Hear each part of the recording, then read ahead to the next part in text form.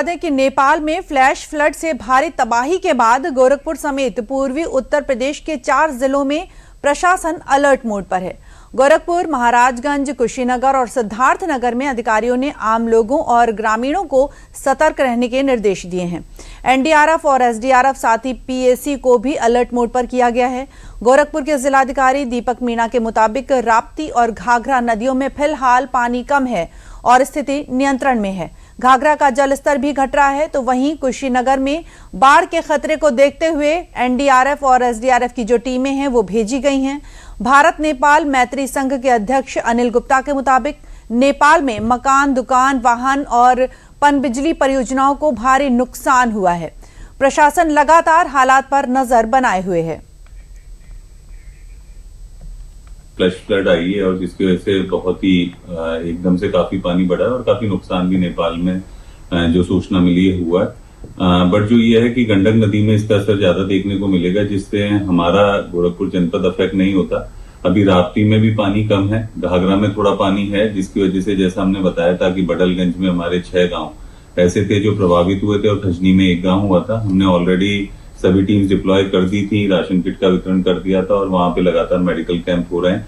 अब उसका भी पानी उतर रहा है, तो हमारे यहाँ पे अभी राप्ती और घाघरा जिसकी वजह से हमारे अफेक्ट करती है, उसमें दोनों में ही पानी कम है, जिसका भी इशू नहीं है। और हम लगातार वॉच रख रहे हैं, ऊपर के जनपदों से भी लगातार बात कर रहे हैं। नेपाल में भी बारिश का पूरा जायजा लिया जा रहा है, तो अभी तक कोई ऐसा इशू नहीं है।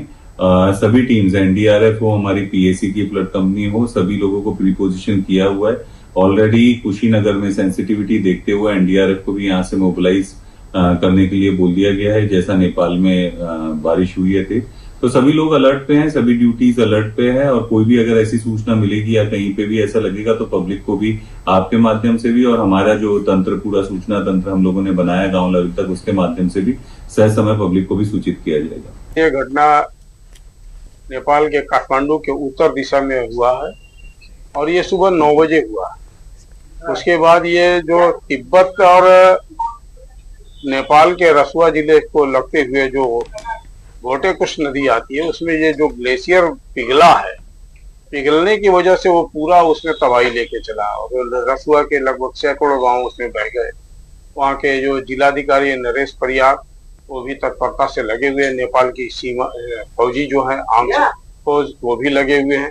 सारे के सारे लोग लगे हुए हैं तत्परता से। और ये बात कहा भी जा रहा है, अनाउंसमेंट भी हो रहा है कि नहीं, सबको सावधान रहना होगा और किसी ऊंचे स्थान पे चले जाना होगा।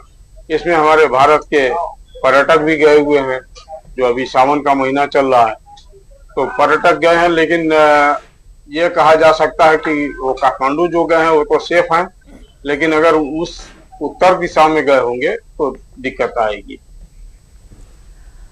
तो देखा आपने कि किस तरह से जो जिलाधिकारी हैं, अधिकारी, उन्होंने जो संदेश भेजे हैं और इस विषय पर और अधिक जानकारी के लिए हमारे साथ जुड़े हैं गोरखपुर से हमारे सहयोगी राजीव पांडे। राजीव, स्वागत है आपका। राजीव, बताएं कि जिस हम देख रहे हैं, जिस तरह से खबरें आई हैं नेपाल से कि नेपाल में जो बाढ़ की तबाही हुई है, उसके बाद जो यूपी है उसके भी जो 4 जिले हैं उसको भी अलर्ट मोड पर कर दिया गया है। क्या कुछ स्थिति है इस समय वहां पर?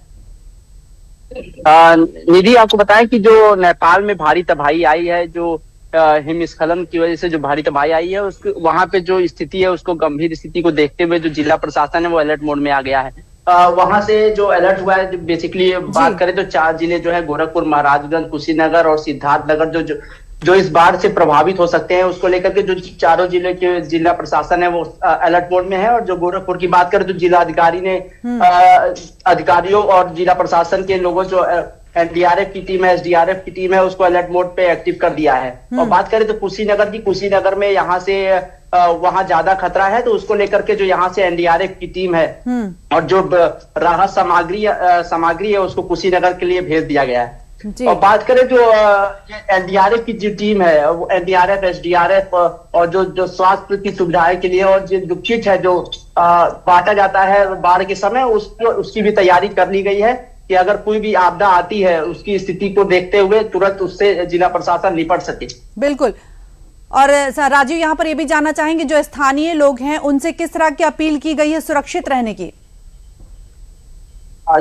जिलाधिकारी ने लोगों से अपील किया है, लोग घबराए नहीं, जिला प्रशासन पूरी तरह से अलर्ट मोड में है। और ये जो नेपाल नदी का पानी आ रहा है, इससे क्या गोरखपुर में कम असर देखने को मिलेगा। ज्यादातर कुशीनगर और ये जो कुशीनगर और बिहार में ज्यादा इसका इफेक्ट रहेगा इस बार का।